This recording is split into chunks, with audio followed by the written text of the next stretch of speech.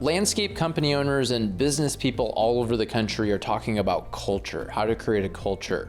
And in today's interview with Jim Martin, we share how he's grown beyond just success into significance through creating scholarships for the employees of his companies. So check out today's interview to learn more about how he did that and the one thing Jim always carries with him when he goes whitewater rafting all over the world. We weren't getting the leads that I knew we could. We weren't getting the right leads. What started happening is that our leads are more qualified. Our sales have probably gone up by about 10 to 15% a year. We're going to increase our sales volume by $1 million in a year. Hey everyone, welcome to The Landscaper's Guide. I'm Jack Jostes, and in this show, we share inspiring stories of successful landscape professionals and sales and marketing ideas with you to help you grow your business. And today, I'm excited to interview Jim Martin, who I met through ILCA, the Illinois Landscape Contractors Association.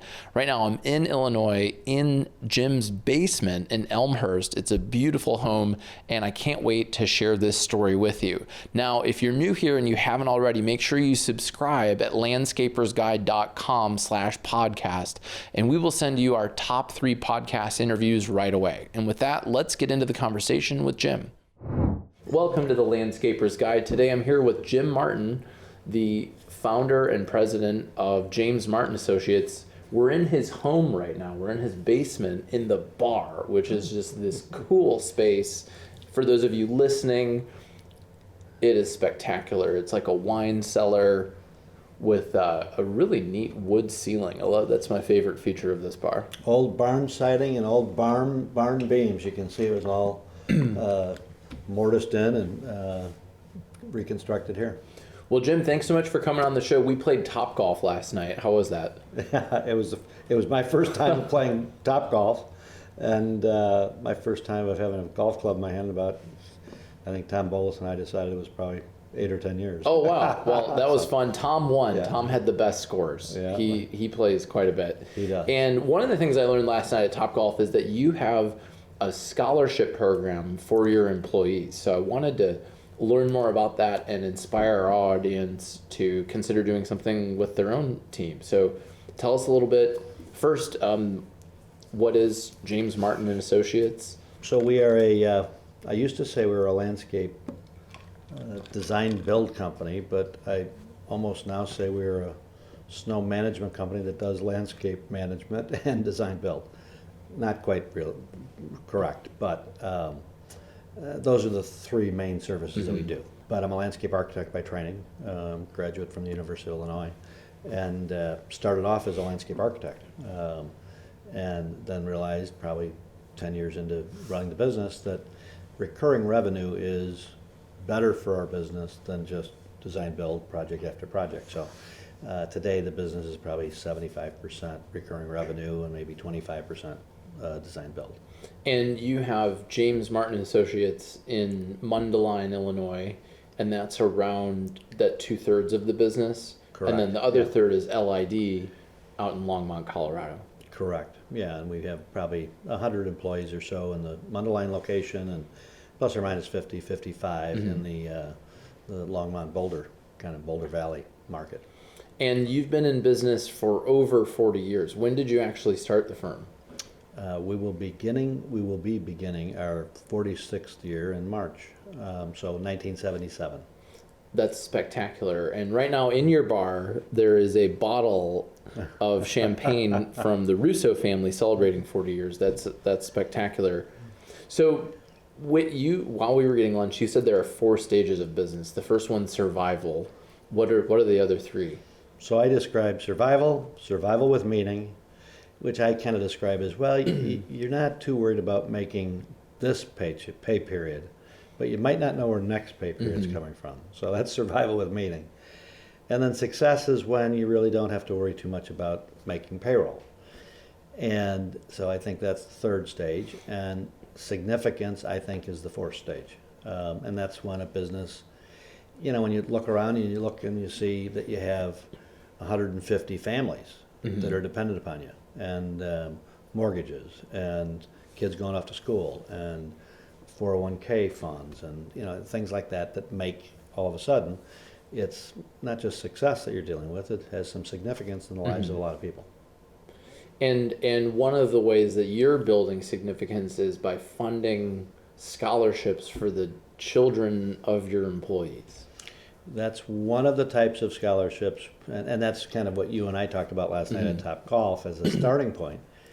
And I said, after doing about 20 years of other scholarships, when we were getting ready to celebrate this 40th anniversary 5-6 years ago now, I had the idea that, well, let's give a scholarship to some of the kids of our employees.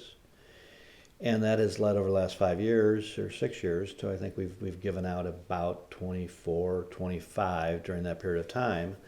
And those are probably the most meaningful and significant in that, these are the folks that we go to battle with all the time. And these are the kids of those folks. And now we're connecting with the kids and we're hearing their life story, and the process that we go through is very similar to what the ILCA, the Illinois Landscape Contractors Association, does. And so the students of our employees have to fill out essays. They have to get a teacher to write an endorsement letter. They have to, if they can get a referral letter from somebody that they've worked with. So those are the kinds of steps that we have in the process. And then to have them come in with the parents for our little photo episode. So we award them an oversized check, and then we do press releases around it. And it's just on a lot of levels, just one of those great evolutions to our scholarship program that started probably 20 or 25 years ago. And over the years, we've given almost 100 scholarships, which is a fun, very very productive, and kind of it's allowed us to connect with the schools that some of our employees have gone to, and it's allowed us to get connected with the National Association and the local state association, and then some of the schools that we have. We give high school scholarships to high school students from some of the schools that are in the communities that we've worked in. So this is very generous that you're giving back to these people and to these communities, and I love how you're doing it through in many cases, through your employees. I'm curious, how has this come back to you in any way? Have you heard, have clients ever said, hey, we noticed that you did this, or I can't imagine that's why you're doing it, but has that happened? No, I would say we've been active in support of community organizations and charitable organizations. So occasionally we've had folks that have seen an announcement, especially if they might have aligned with, maybe Baltimore's daughter, and Baltimore was one of the supervisors that they know and that has been visiting their site. And so there's been maybe a few of those connecting the dots of somebody that read our periodic newsletter out to our customers, and if he and his daughter were featured, we've had a few people make those kind of connections. But I would say the scholarship is it's definitely a piece of our recruiting. So when we talk to new candidates and we say, 5 years from now, if you're here and you've contributed and done a great job, maybe you'll be one of those additional folks that we send a scholarship back to the school that you came from. So it's definitely a piece of the recruiting, but I would say I don't think it's had a major impact on our customer base. We do other things in the community that I think we get much more of that kind of feedback on for some of the charitable things that we do there. Yeah, well, it is an amazing recruiting piece for people, and knowing maybe potentially direct employees and then the kids of those employees. That's possible. So how do you decide? I mean, if you have 100, 150 employees with varying levels of families and ages and things, like how many people apply for it in a given year? So I would say this past year we probably had maybe 8 or 9 applicants, and we awarded 5. So there was a bit of kind of a screening process, and a couple of them just really didn't do what we required, and so we coached them afterwards, and it was kind of a learning lesson for us in that anybody that expresses an interest in the future, we're going to have kind of a little training session for the employee, the parent, so that they sort of know what the process is, and that, you know, it can be a team, a kind of a teamwork between parent and the student that would be potentially being awarded the scholarship. And we hadn't done that before. You know, again, as you do these things, a light bulb comes on, and you kind of say, well, that's the next level of improving this, and embedding it in, and making sure that you don't have any hard feelings along the way. Because I guarantee you, the three that didn't get it, and we had one family where two children applied, and one got it, one didn't. Oh, so you know that can, but it's the real world, and at any rate, but five students got it, and one of them is going to the University of Chicago she's studying neuroscience and wants to be a neurophysician. Wow. I mean, so those are the incredible kinds of stories that, that we get. I would have never known that. I would have never known that about Valdemar's daughter if that wasn't a piece of it. Right. And Valdemar's a stockholder. He's been with us probably 15, 18 years. But without the scholarship program, I would not have, it deepens the relationship that we have with these committed employees. I love it. So. And one of the other things I learned while we were playing golf, I think you said that at one point you worked 44s. Is that right? So you worked 40 weeks with 4-day work weeks. And then tell me more. Yeah, so I used to be in a Vistage group. I was in a Vistage group for 20 years. And probably about 15 years ago, I started doing what I described in my Vistage group as my goal for the year is 4 by 40. And they said, what's 4 by 40? And I said, well, I'm going to try and work 4 days a week. And I'm going to try and work 40 weeks a year. And so after, and in Vistage, you would do an annual review. And so, these guys are all kind of busting on me and say, hey, Martin, how'd that 4 by 40 plan from last year work out? Because you have to kind of, in Vistage, there's an accountability factor of how you deal with the other Vistage members. So when it's your turn to present, you talk about what last year's plan was, this year's plan, how you did against it. And so, I got a lot of comments about that from my pals in the Vistage group. And I said, well, it worked out really well. And this year, I'm trying to do a 3 by 30. And, it kind of evolves. And I would say if you talk to most of my staff, they'd probably say, yeah, most of the time, Jim, for the last 10 years or so, has probably been more on that 3 by 30. And so last night I said, and my goal today is to do a 2 by 20. So wow. 2 days a week, 20 weeks a year. Now, I'm probably not there yet, but I'm close. That's spectacular. So what would you say are some of the most important systems that you've implemented in your companies that allowed you to get there? And also, how did you build your people up to support the company while you were gone or working in this more limited fashion? Organization and process improvement and repeating the same, learn, repeat, and better, improve it. I would say years ago, 2004, we had a pretty deep dive into what I'd call lean management. And, that allowed us to improve a lot of things, standardize a lot of things. And with the standardization, at that point, we were still with Slice, which was an old enterprise software system that lots of folks in the industry had.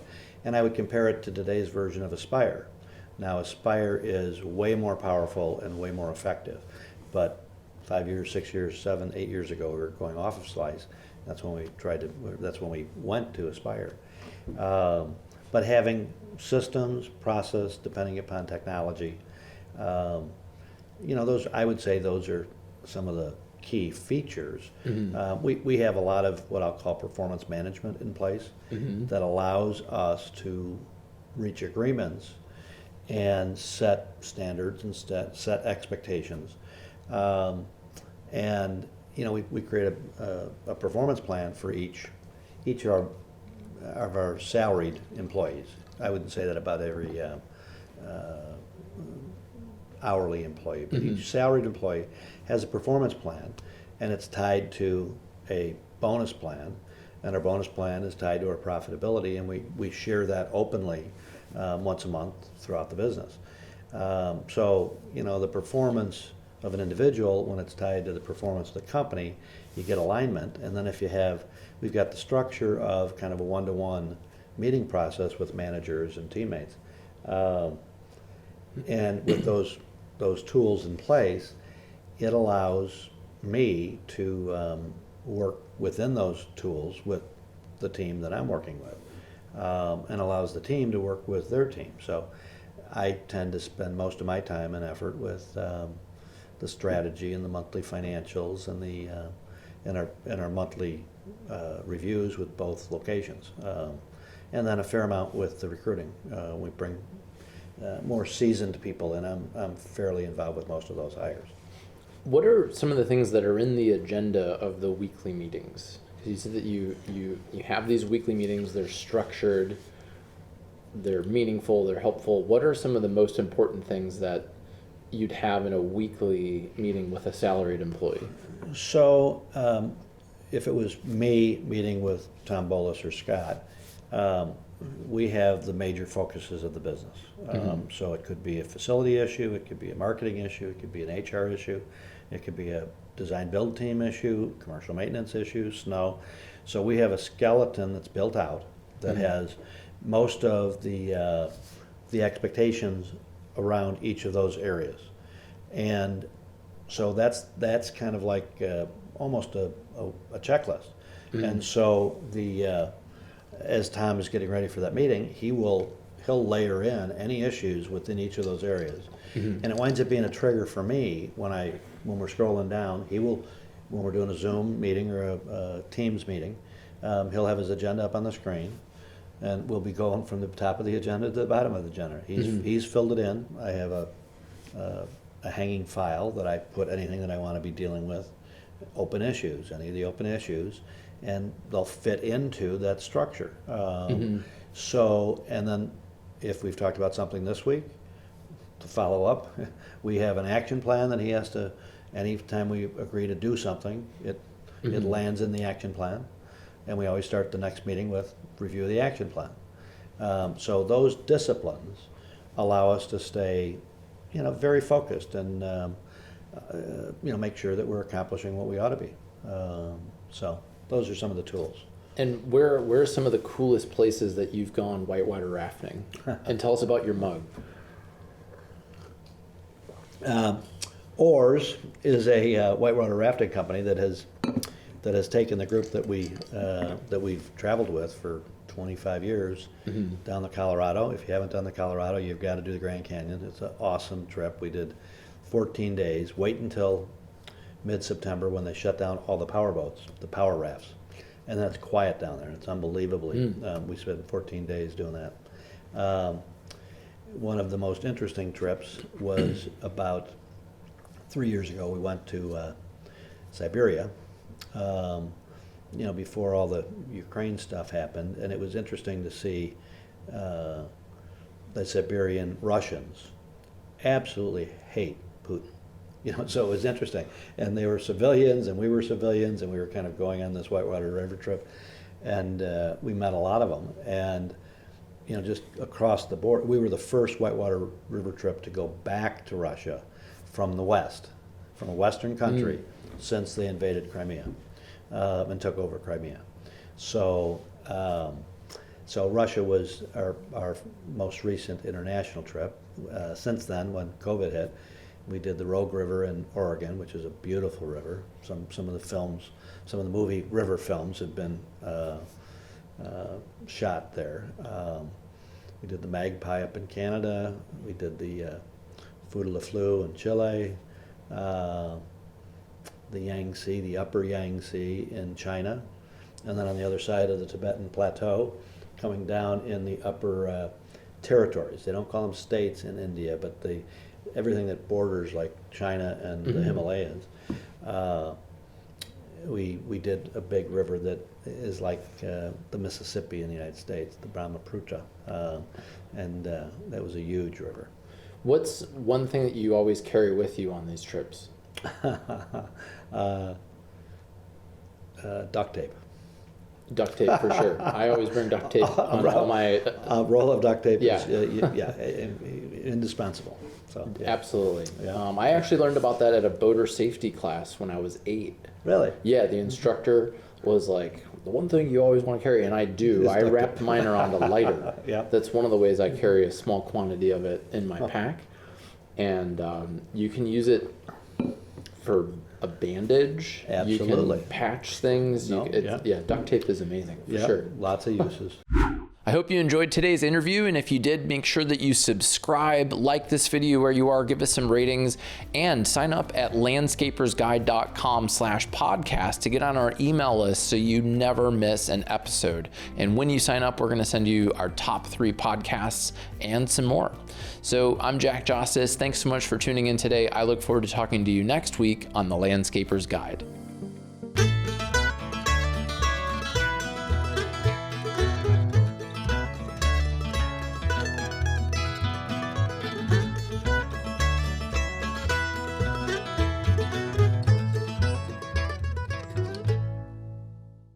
This podcast shares inspiring stories to help you grow your landscape company. This is why we have bloopers. Okay.